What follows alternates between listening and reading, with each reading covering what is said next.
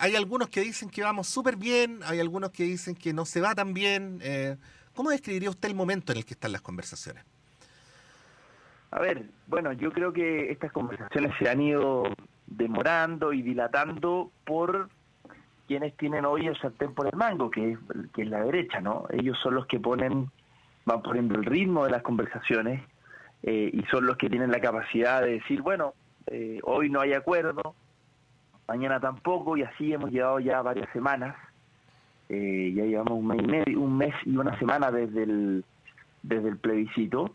eh, y la verdad es que la derecha tomó un camino, que es decir, nos vamos a primero definir cuáles son estas estándares mínimos o líneas rojas, se le ha llamado de distintas maneras, ¿no? A estos contenidos mínimos que tienen que estar en el texto, en el nuevo texto constitucional, independiente de cuál sea el mecanismo, ¿no? Entonces hay una comisión abocada a eso, a construir esos mínimos contenidos comunes y solo luego, ese acuerdo debiésemos entrar en la discusión sobre el mecanismo de elección o de redacción, porque hay distintas fórmulas, ¿no? Entonces, bueno, no hemos sido capaces ni siquiera de ponernos de acuerdo en respecto al primer asunto, de los mínimos comunes. Y ahí, creo yo, la derecha está intentando eh, creo yo, reivindicar en alguna medida el Estado subsidiario, ¿no? Que lo dicen de otra manera, ellos dicen que reconocen el Estado social y democrático de derechos, pero en la práctica me da la impresión están intentando ponerle una letra chica que garantice la continuidad del Estado subsidiario. Ujú. Eh, Esa es la conclusión a la que usted ha llegado. Bueno, lo que pasa, diputado, y para eso afortunadamente están los compromisos que se hacen públicamente. Hay un compromiso de 10 puntos que suscribieron los partidos de Chile Vamos en plena campaña plebiscitaria, donde el compromiso número uno era un Estado social y democrático de derecho. Esa promesa entonces no se estaría cumpliendo. O sea, yo diría, claro, ese es un titular que si uno va realmente al origen de la palabra, remonta al final a las democracias europeas, ¿no? Ahí es donde está realmente un Estado social y democrático de derechos, pero me da la impresión de que en la derecha, algunos con un cierto fanatismo ideológico, Ujú. rehuyen un poco de eso. Y claro, ojo, esto no significa en ningún caso, estoy hablando respecto de derechos sociales, esto no Sí. significa en ningún caso que no puedan existir proveedores privados en educación ni en salud. No estamos diciendo que no puedan existir, lo que estamos diciendo es que el régimen tiene que ser un régimen público, es decir, en la cancha donde participen esos proveedores privados y por supuesto el Estado, ¿no es cierto?, que tiene que garantizar estos derechos, pero en el régimen donde estén estos privados tiene que ser un régimen público, es decir, tiene que ser un régimen donde hayan ciertas reglas del juego comunes, ¿no? Porque de lo contrario volvemos a esta idea en donde se han mercantilizado los derechos sociales, ¿no? Entonces, eh, bueno, esa es un tapón, digamos, una diferencia con la derecha. En los sistemas, de nuevo, en los sistemas europeos también hay proveedores privados, Mm. pero no depende, y esta es la clave quizás del principio, el acceso a estos derechos sociales no depende de tu bolsillo, de tu capacidad de pagar, no depende de eso. Entonces creo que ahí, eh, bueno, veamos qué pasa, en qué siguen las conversaciones, pero hasta el minuto yo diría que esto es una gran dificultad. ¿Mm? Sí, se lo pregunto, diputado, porque, a ver, voy a decirlo de la siguiente manera. Debería haber, estoy hablando en términos súper ideales, si le parece, quizás naif, pero debería haber un correlato, ¿no?, entre las cosas que uno dice en campaña y las que uno señala después de la campaña, ¿no? Y lo pregunto porque este fue un tema en campaña tan importante, tan insoslayable, que incluso en la televisión, y usted participó de varios debates donde se tocó el tema, se le preguntaba a los dirigentes de Chile Vamos por las declaraciones de principios donde había la consagración del Estado subsidiario. Hay que decir que la de la UDI y RN es bien explícito en el caso Evópoli tiene una redacción parecida, el espíritu del mismo, pero con una redacción más ambigua, y en donde se le señalaba a los parlamentarios, a los representantes de Chile Vamos, que sostenían tan convencidamente la idea de que ellos sí iban a apostar por un Estado social de derecho, de que estaban entrando en contradicción con sus propios documentos fundacionales partidarios. Eh, Sí. bueno, me imagino, diputado, usted estuvo ahí, pues si fue vocero de la prueba. Nadie puede decir que este tema no se discutió, ni que Chile Vamos no No, fue absolutamente elocuente en el punto, ¿no? absolutamente. Ellos, y aquí hay que Sí. recordarlo, ellos, cada vez que nosotros entramos a discutir respecto de paridad, respecto de medio ambiente, respecto de descentralización y respecto de derechos sociales, al menos de esos 4 contenidos, y a mí me tocó 1000 veces los debates, la derecha nos decía, no, si sobre eso nosotros estamos de acuerdo. Entonces, y cada vez que discutíamos sobre derechos sociales, ellos decían, no se preocupen, si nosotros en ese punto ya entendimos, ya hay un consenso general en Chile respecto de avanzar en derechos sociales. Bueno, pero ahora nuevamente vuelven a la vieja idea que ellos tienen, que por lo demás ideológicamente es muy neoliberal, o sea, entendiendo el neoliberalismo como una radicalidad, como un extremismo de del concepto de individualidad, ¿no? Y llevado al extremo se transforma al final en una sociedad de sálvese quien pueda, ¿no? O sea, el que tiene paga y con eso tiene acceso a ciertos derechos. Yo a eso más que libertad y le diría privilegio, es decir, libertad es lo que viene una vez que cada cual tiene asegurado ciertas garantías y condiciones de vida para poder desarrollar su proyecto de vida. Ujú. Ahí luego hay libertad para desarrollar tu proyecto de vida, pero tienen que haber condiciones mínimas, ¿no? Pero si todo depende exactamente de tu bolsillo, bueno, para las grandes mayorías, entonces no hay realmente un ejercicio de libertad, ¿no? Sí, diputado, la pregunta que viene a continuación no es insolente, ¿ah? Porque no es nuestro estilo. Usted sabe que es más bien para el análisis, pero ¿qué poder de negociación real tienen ustedes? ¿Qué poder de negociación Muy real tienen poco, las fuerzas del oficialismo sentadas a la mesa? muy poco. Yo creo que aquí, Patricio, hay que decirlo muy claramente. Nosotros lo advertimos en la campaña. Si esta elección se perdía, la capacidad de negociación de los sectores del progresismo, en el amplio sentido de la palabra, del centro hacia la izquierda, iba a ser muy reducida porque era devolverle el veto a la derecha. Y eso es tal cual. Hoy día dependemos absolutamente de los tiempos, los ritmos que define la derecha, lamentablemente. Por lo tanto, yo en esto soy muy realista, no vengo a vender una ilusión a nadie. Eh, yo creo que aquí, lamentablemente, dependemos de un grupo de dirigentes que dieron la palabra. Y esos dirigentes que dieron la palabra hoy están siendo presionados por sectores de ultraderecha, como el Partido Republicano, que nosotros 1000 veces advertimos que tendrían un papel muy relevante si que ganara el caso. Advertimos que se lo iban a adueñar del triunfo, así ha sucedido. Ustedes han visto a José Antonio Cast viéndole saludo a su amigo Bolsonaro en Brasil, diciendo, o a Vox en España este fin de semana, diciendo, bueno, nosotros ganamos el plebiscito y dando lecciones de lo que hay que hacer y cómo.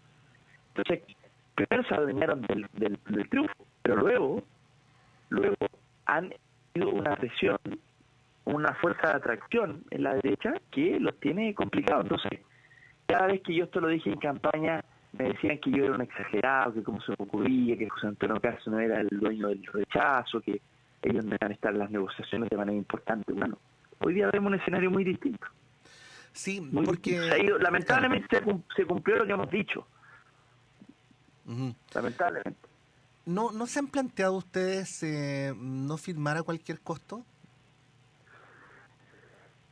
Bueno, a ver, yo soy partidario de que aquí hay ciertos contenidos mínimos que no se pueden transar, digamos. O sea, creo que no debiésemos estar de acuerdo todas las fuerzas políticas en Chile sobre al menos 4 contenidos: descentralización, medio ambiente, derechos de las mujeres o paridad y derechos sociales, ¿no? Ujú. Eh, me parece que comprometer el contenido de eso previamente me parece muy complejo. O sea, creo que sí, tiene que haber cierto contenido mínimo, está bien, para que no sea una constitución refundacional, que fue quizás el error de la convención en intentar, no sé, respecto del Poder Judicial o respecto, está bien, pongamos contenidos mínimos, está bien, para que nadie comprometa ni la República en el sentido más clásico de la palabra, está bien, pero el resto de los contenidos, yo no sé, yo creo que eso es parte del debate que tendrá que darse el nuevo órgano, ¿no? Que yo creo que tiene que ser una convención 100% electa. Entonces, bueno, ya veremos, pero hoy día las cosas Sí. no están fáciles, esa es la verdad. Sí, estamos conversando con el diputado Vlado Mirosevich, diputado del Partido Liberal por la región de Arica y Parinacota, en este momento, ¿no? En el que están dándose las conversaciones en respecto a la eventual continuidad del proceso constituyente.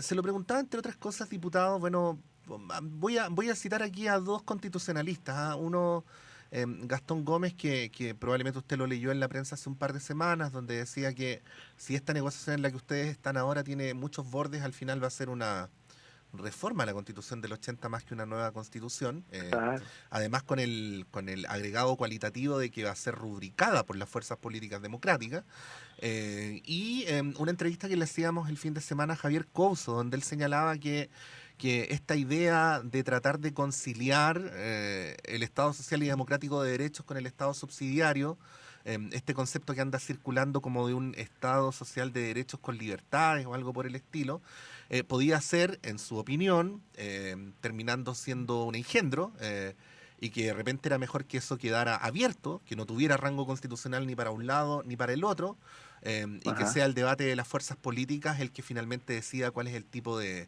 política pública que se implementa. Bueno, sobre la base de estos dos elementos, que yo los traigo acá para continuar la conversación nomás, diputado, ¿qué se podría decir? A ver, yo diría que como conclusión de todo este proceso, la redacción del texto que fue rechazado, luego la campaña, después el resultado, me da la impresión que con ese resultado tan contundente hay algo que podríamos concluir, y es que probablemente el nuevo texto constitucional, sea cual sea el mecanismo, ¿no?, para de su reacción, que ya habrá, ojalá lo más rápido posible ponerse de acuerdo en el mecanismo, me da la impresión de que va a tener como resultado una constitución mínima, es decir, Ujú. una constitución que estaba originalmente a la idea de muchos constituyentes, ¿no? Una constitución que deja a los gobiernos gobernar, que no tenga una serie de cerrojos, o que no sea como la constitución del 80, una constitución hiperideologizada, ¿no? Es probable que como conclusión tengamos entonces una constitución más bien que establezca un piso mínimo, limite el poder, reconozca derechos, en eso sí que tiene que ser robusto, tiene que reconocer derechos, pero luego, claro, respecto a los mecanismos de las políticas públicas, sea una constitución abierta para que cada programa de gobierno pueda o ser más de izquierda o ser más de derecha, ¿no?, dependiendo de las mayorías circunstanciales. Eh, esa idea se perdió en la convención, ¿no? Digamos, en un momento se avanzó ya definitivamente en establecer caminos más claros, ¿no? Ujú. Eh, y esos caminos yo creo que, bueno, fueron rechazados, lamentablemente. La gente dijo no. Por lo tanto, me da la impresión de que sería más fácil llegar a un acuerdo respecto a la constitución misma. Eh, Así que, pero en ese sentido puede tener razón Gastón Gómez, pero de nuevo, si ya todas las fuerzas políticas hemos dicho que nos encontramos en el consenso del Estado Social y Democrático de Derechos, ¿por qué no podemos establecerlo? Si ya todos han dicho, Ujú. la UDI lo dijo, RN lo dijo, Evópolis lo dijo, la derecha lo dijo completamente. El único que no lo dijo fue el Partido Republicano, que ellos defienden la idea de Estado subsidiario, ellos lo han dicho, ¿no? Pero el resto, bueno. Sí. Em, Estamos frente a una situación que es bien particular, diputado, porque, bueno, las encuestas, que nosotros aquí las tratamos con cuidado, pero en general no le dan mayoría al gobierno.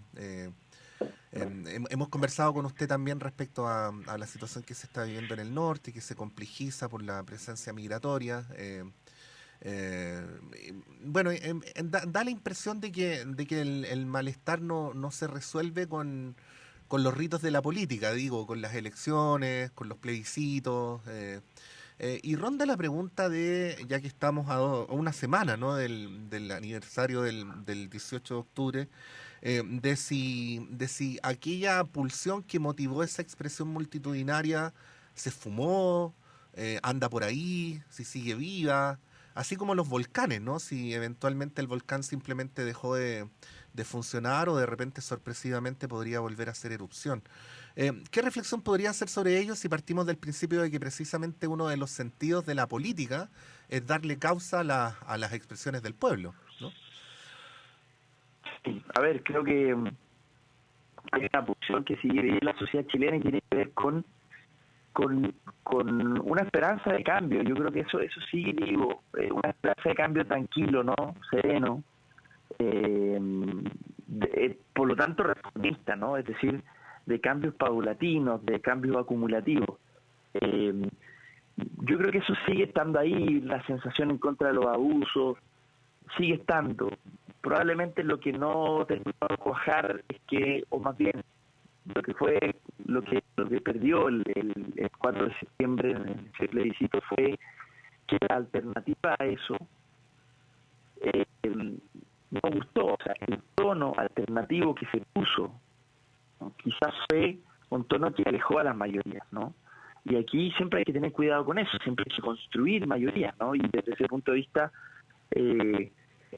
no tuvimos la capacidad de hacerlo, de aprender de esa elección. Ahora, de ahí a que la sociedad chilena haya reculado completamente su esperanza de cambio, no. Lo que pasa es que vino una expresión distinta. Yo creo que la expresión más octubrista, la que en alguna manera saturó, cansó, no representó, ahuyentó a la mayoría, está bien. Pero eso no significa que sea la única expresión de cambio. O sea, creo que la gente sigue teniendo la pulsión respecto de tener una vida mucho más justa, que eso está presente, ¿no? Ujú. Diputado Vlado Mirosevich, le queremos agradecer por esta conversación. Que tenga una buena semana. Bien, muchas gracias y un abrazo. Ahí estaba el diputado Vlado Mirosevich, diputado del Partido Liberal, en tal condición, integrante también de este espacio de conversación de las fuerzas políticas para llegar a un acuerdo sobre la continuidad del proceso constituyente. Lo que se está discutiendo ahora es hasta dónde se deben fijar los bordes, ¿no? Cuánto ha de ser establecido previamente, cuánto ha de quedar para el órgano democráticamente elegido. Parece que en eso ya hay un consenso, pero el tema de los bordes es bien sensible porque bueno, como un día conversábamos con Genaro Arriagada, quien era partidario del rechazo, en tal condición lo entrevistamos, él señalaba, ¿no?, que el sistema político, por un lado, y la definición entre Estado de Derechos o subsidiariedad, perdón, eran los 12 grandes puntos de cualquier debate constitucional que se puede hacer en Chile. Entonces, bueno, si respecto a uno de estos asuntos, que es si vamos a tener un Estado social de derechos o un Estado subsidiario, se establecen los principios antes de, bueno, qué es lo que ocurre luego con el mandato democrático al órgano elegido por sufragio universal. Es una pregunta coyuntural, pero también estructural, es bien profunda, ¿no? Y bueno, vamos a ver si las fuerzas políticas están a la altura del momento que estamos viviendo. Son las 8:28, breve alto, y continuamos con las conversaciones.